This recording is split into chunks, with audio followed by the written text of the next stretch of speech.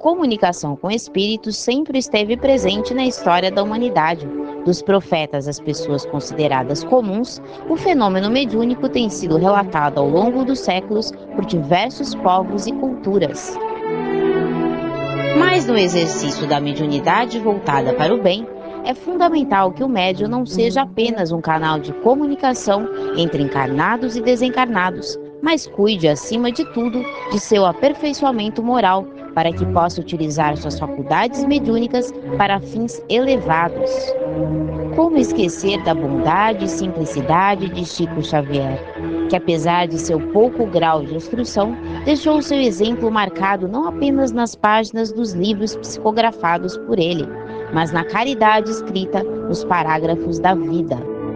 Como nos orienta a doutrina espírita, na estrada da evolução, é preciso que aprendamos a amar, mas também a nos instruirmos para que possamos nos tornar não apenas médiuns, mas discípulos de Jesus, com capacidade de discernimento. Em nosso currículo deve constar, acima de tudo, a reforma íntima, para que possamos atuar na área de doação a nós mesmos e ao próximo.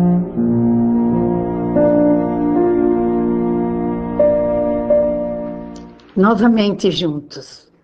O programa Vida Além da Vida conta com o apoio cultural da Livraria Espírita União, situada Avenida Rangel Pestana, 233. Hoje, nós vamos falar sobre mediunidade, mas uma coisa muito importante. Você é médium? Todos somos médiuns, segundo o Livro dos Espíritos. E o que é preciso para ter um bom currículo mediúnico? Sim, porque antigamente os médiuns não tinham isto. Eles poderiam falar, receber uma mensagem, sem ter aprovação disto ou daquilo. Muito pelo contrário, eram perseguidos, muitas vezes levados às delegacias, porque receber espírito dava até cadeia. Então, hoje, o que é importante na mediunidade? E como vamos fazer este nosso currículo? Onde aprendemos? Qual é a nossa escola? Como nos formamos? Do que é preciso? Para isso, nós vamos contar com os companheiros, a nossa Sandra e o nosso doutor João Comiscas. Vamos ouvi-los. Queridos amigos, mais uma vez estamos aqui hoje falando sobre currículo mediúnico. Currículo no sentido de construção de um trabalho que os médiuns devem exercer. E nós trazemos para nosso programa o Dr. João Comiscas e a Sandra Petit. E a primeira questão vai para o Dr. João. Dr. João, falando de trabalho mediúnico, o que nós podemos dizer sobre o campo de trabalho do médium? Como anda o campo de trabalho de médium? Não vamos falar da questão profissional, porque existem países que... O Brasil, ele cresce a cada dia, porque a necessidade das pessoas cresce a cada instante.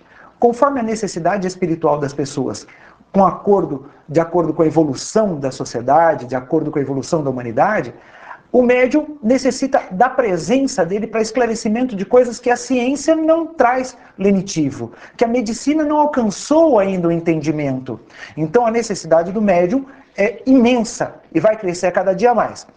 Obviamente que nós todos somos médiuns, todos nós sofremos a interferência da espiritualidade, como mostra no Livro dos Espíritos, mas chamamos de médiuns aqueles que têm a capacidade de interferir e trazer o plano, a dimensão espiritual para a dimensão física e vice-versa. Mas esse grupo de necessitados que cresce cada vez mais, a espiritualidade não dorme. Capacita o homem cada vez mais para desenvolver um trabalho mediúnico cada vez mais constante na Terra. Quer dizer que ele é capacitado através desse currículo que nós queremos colocar, né? Então ele tem um preparo para vir, para exercer esse trabalho. Em Mensageiros, André Luiz, na Lavra de Chico Xavier, mostra claramente que são preparados centenas de espíritos para virem à Terra atuar como médiuns, mas a grande maioria deles E fazem. são anos de preparo, né? Anos de preparo, porque o preparo, a mediunidade, frisa-se, é um atributo físico.